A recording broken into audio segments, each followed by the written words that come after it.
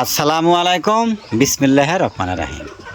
দর্শক, আবারও আসলাম একটি চীনা হাঁসের ভিডিও নিয়ে আপনাদেরকে দেখানোর জন্য।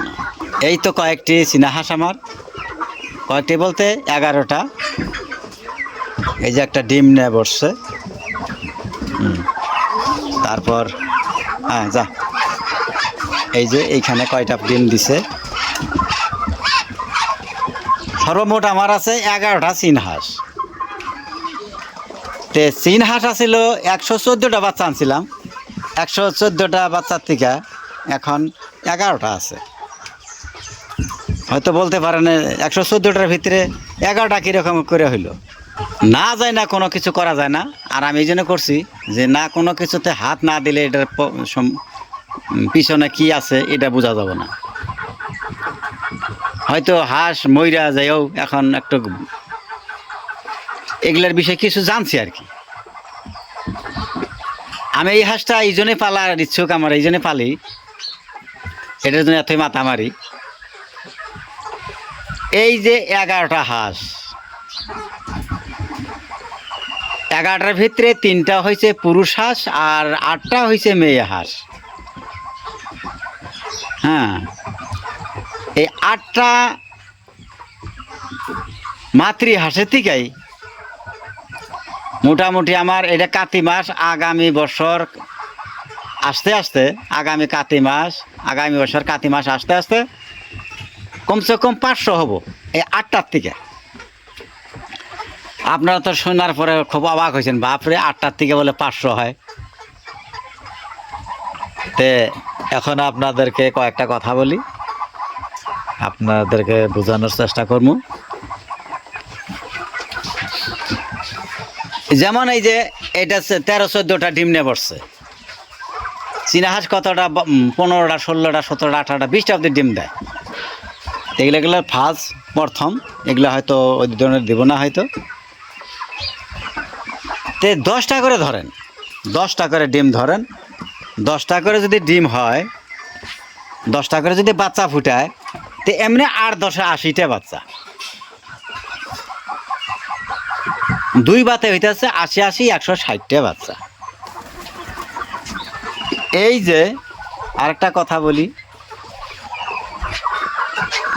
যেমন এই যে ডিমটা যে পারছে, হ্যাঁ, এই ডিমগুলা কিন্তু বাচ্চায় এই মাসের মধ্যেই ফুটাবো। এই মাসে বলতে লাস্টে আর কি, হয়তো 1-1.5 মাসের ভিতরেই ফুটাবো। এই ডিমগুলা যখন বাচ্চা ফুটবো, বাচ্চা ফুটার পরে আবার 6 মাস পর কিন্তু এগুলোও আবার ডিম দিব। 6 মাস পর কিন্তু ডিম দেয় চীন হাঁসে। তে যাই হোক, তে যে কইলাম যে 8টা হাঁসের থেকে হইলো কত? 80-80, 160, 2 বাতে 80-80, 160 যদি হয়, তাহলে পুরুষই ধরেন 60টাই বাদ দেন। কথাটা কইছি, 60টাই বাদ দেন। থাকলো কত? 100টা হাঁস। 100টা হাঁস থাকলো মাতৃ হাঁস। 100টা যদি আবার 2 বারে 20টা ডিম দেয়, তার মানে 2 কিস্তি, বছরে 2 বার যদি ডিম দেয়, তাহলে কত হইতেছে? 100 হাঁসের যদি 100 হাঁস যদি 20টা করে বাচ্চা দেয়, তাহলে ধরেন বাচ্চা হইতেছে কত? 2000। আমি তো কইছিলাম 500 বানাবো,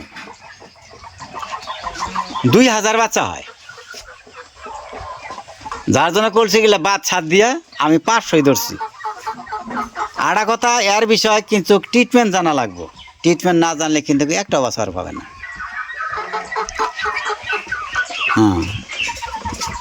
যেমন সর্দি, জ্বর, চুনা পায়খানা,